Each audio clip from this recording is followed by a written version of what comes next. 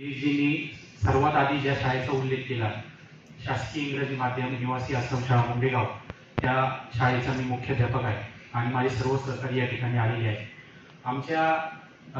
आमची जी शाळा आहे ती एक आदिवासी शाळा आहे आणि निवासी शाळा आहे. निवासी शाळेमध्ये विद्यार्थी 24 तास त्या ठिकाणी असतात. इयत्ता पहिलीपासून ते 10वीपर्यंत विद्यार्थी आहेत. 6 वर्षापासून ते 15 वर्षापर्यंत मुलं आणि मुली आहेत.